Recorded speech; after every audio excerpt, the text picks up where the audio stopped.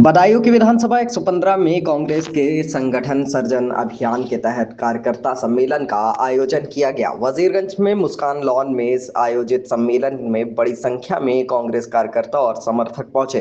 कार्यक्रम में आईसीसी पर्यवेक्षक राजपाल खरोला समेत प्रदेश कांग्रेस के पर्यवेक्षक मौजूद रहे। नेताओं ने बूथ स्तर तक संगठन को मजबूत करने और कार्यकर्ता से जनता के बीच सक्रिय भूमिका निभाने का आह्वान किया। सम्मेलन के दौरान कार्यकर्ता में खासा उत्साह देखने को मिला। कार्यक्रम स्तर लगातार रजनी दीदी जिंदाबाद के नारों से गूंजता रहा। कांग्रेस नेताओं और कार्यकर्ताओं ने संगठन को जमीनी स्तर पर मजबूत करने और जनहित के मुद्दों को मजबूती से उठाने का संकल्प लिया। आज आपका क्या कार्यक्रम है? संगठन सर्जन जी। हाँ बोलो। आज पिछले 10 तारीख भैया बोलो मत। और हमारे राष्ट्रीय अध्यक्ष मल्लिकार्जुन खड़गे जी ने दिल्ली में एक बैठक की और उस बैठक में हम सब लोगों को निर्देशित किया कि उत्तर प्रदेश जाकर के प्रत्येक जिले में एक ऑब्जर्वर आईसीसी की तरफ से और उत्तर प्रदेश के सभी जनपदों में संगठन सृजन अभियान कार्यक्रम चलाना। संगठन सृजन अभियान कार्यक्रम का उसका उद्देश्य है वो ये है कि अब तक जो परिपाटी थी कि सबको ये लगता था और एक संदेश ये जाता था कि जिसकी लखनऊ में पैठ होगी, जिसकी दिल्ली में पैठ होगी, वो जिला अध्यक्ष बन करके आ जाता। हालांकि पहले भी प्रक्रियाएं चलती थी अलग तरीके से, लेकिन एक आम आदमी की राय लेना, एक आम कांग्रेस के कार्यकर्ता की राय लेना इस कार्यक्रम के अंतर्गत रखा गया। और पिछले 11 तारीख से मैं बदायूं जनपद के प्रत्येक दिन एक नई विधानसभा में जाकर 6 विधानसभाएं जनपद की, उन विधानसभाओं में जाकर के वहाँ अलग अलग तरीके से कार्यकर्ताओं से उनका भाव पूछता हूं कि वो किसको अपना जिला अध्यक्ष चाहते। एक नया जिला अध्यक्ष बनाने की कवायद है और जो हमारे वर्तमान में जिला अध्यक्ष हैं उनके फेवर में कितने लोग हैं या हमारे कार्यकर्ता या जो हमारे पदाधिकारी हैं वो चाहते हैं कि एक नया जिला अध्यक्ष हो। ये तय करने के लिए हमको यहाँ पर भेजा गया। थोड़ा सा अलग अलग कैटेगरी में जाकर के हमको बात करनी है। एक जनरल मीटिंग हम लोग करते हैं, फिर ब्लॉक लेवल पे लोगों की राय पूछते हैं जो हमारे ब्लॉक से आते हैं। हमारे पीसीसी के मेंबर हैं, हमारे एआईसीसी के मेंबर हैं, हमारे जो नगर पालिका के चुनाव लड़े हैं, प्रधान का चुनाव लड़े हैं, बीडीसी का चुनाव लड़े हैं, जिला पंचायत का चुनाव लड़े हैं, विधायक का चुनाव लड़े हैं, एमपी का चुनाव लड़े हैं, उन तमाम लोगों से भी हमको राय मशवरा करना।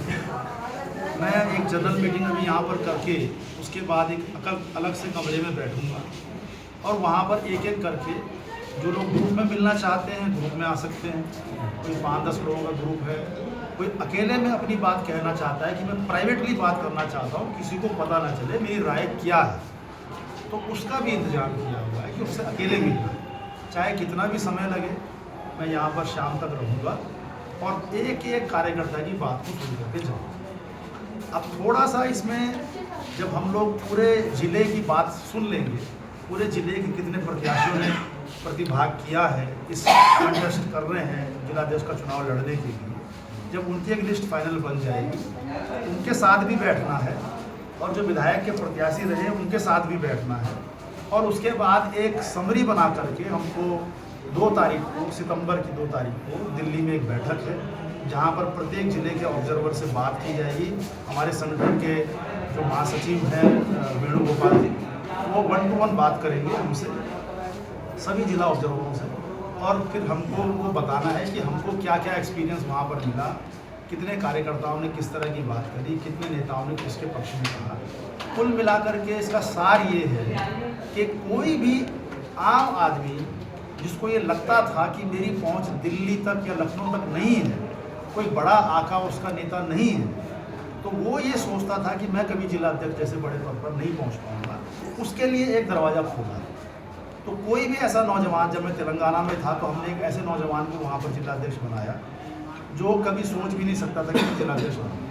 लेकिन लास्ट में आते आते सभी विधायक के प्रत्याशियों के जो विधायक वहाँ पर थे उनकी एक राय बनी कि एक नए आदमी को, एक नए लड़के को जो परंपरागत तरीके से कांग्रेस की पृष्ठभूमि का है, अच्छा वक्ता है, पढ़ा लिखा है, दौड़ भाग करने वाला है, ऐसे एक नौजवान को वहाँ पर जिलाध्यक्ष बनाया। तो ये सबके राय मशवरे से हम जिलाध्यक्ष को बनाने का काम करें। और मैं समझता हूँ कि आज हमारा ये 5वीं विधानसभा है, कल 6ठी विधानसभा है, कल लास्ट हमारा विधानसभा का रहेगा, उसके बाद हम ये रिपोर्ट सबमिट करेंगे। और मैं समझता हूँ कि सितंबर के महीने में अंत तक आते आते आपको जिलाध्यक्ष, पूरे प्रदेश के जिलाध्यक्षों की घोषणा। आप विधानसभाओं का ऑब्जर्वेशन लगातार कर रहे हैं, कांग्रेस का आगामी चुनाव में क्या भविष्य देखते हैं? देखिए, इस वक्त तो हमको जो कहा गया है वो सिर्फ जिलाध्यक्ष बनाने के लिए कहा है। अगर देखिए, जिलाध्यक्ष एक बहुत महत्वपूर्ण कड़ी है। जब हमारा राष्ट्रीय नेतृत्व राहुल गांधी जी या खड़गे जी या कोई भी दिल्ली में कोई कार्यक्रम करते हैं तो वो जब तक हमारे नीचे के बूथ के कार्यकर्ता तक संदेश नहीं जाता है तो वो तार टूट जाता है। तो उस सामंजस्य को बनाने के लिए कि दिल्ली से और सीधे बूथ तक बात पहुँचे, एक मजबूत जिलाध्यक्ष की आवश्यकता होती है, जो बीच की कड़ी। जिलाध्यक्ष बनने के बाद नगर अध्यक्ष, ब्लॉक अध्यक्ष, मंडल अध्यक्ष, सब चीज़ें दोबारा से रिव्यू होगी और जो अच्छा काम कर रहे हैं उनको रिपीट करेंगे, जो काम नहीं कर रहे हैं उनको बदलने का काम करेंगे।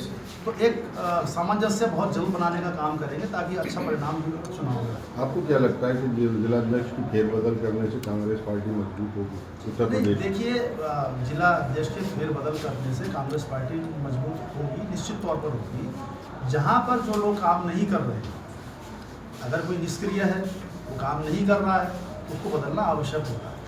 और वो ब्लॉक लेवल पे भी होगा, वो नगर लेवल पे भी होगा, वो सिटी लेवल पे भी होगा, सब जगह होगा। तो ये प्रक्रिया चलाने से एक तो ऊर्जा का संचार होगा कार्यकर्ताओं में। जैसे मैं जिस भी विधानसभा में जा रहा हूँ वहाँ लोग नारे भी लगा रहे हैं, जिंदाबाद भी हो रही है, झंडा लेकर के भी आ रहे हैं। तो एक ऊर्जा का संचार हो रहा है, लोगों में जागरूकता आ रही है।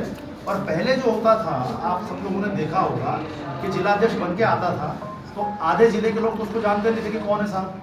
लेकिन आज जिस तरीके से भीड़ आप लोग देख रहे हैं कि हर विधानसभा में निकल कर के आए हैं, आज सारे कार्यकर्ताओं को पता है कितने लोगों ने प्रतिभाग किया जिलाध्यक्ष बनने के लिए। तो इनमें से जो भी बनेगा वो नॉन होगा, सब उसको जानते होंगे, उसका नाम जानते होंगे। तो सर, इस तरीके से एक वीडियो लगातार बहुत ट्रोल हो रहा है, इसमें राहुल गांधी जी बोलते हुए अभी लेटेस्ट अभी आप देख रहे होंगे, शायद आपने उसको देखा हो। तो उसको लेकर सत्ता पक्ष कहीं ना कहीं गृह मंत्री अमित शाह जी के लिए और प्रधानमंत्री मोदी जी के लिए वो कह रहे हैं कि अब सब कहे गए हैं। क्या लगता है कि जिस तरीके से राहुल जी की बात रख रहे हैं और सत्ता पक्ष है वो कह रहा है कि अब सब कहे गए हैं, जो कि कहा जाए संसद की भी गर्मा को तार तार करता है?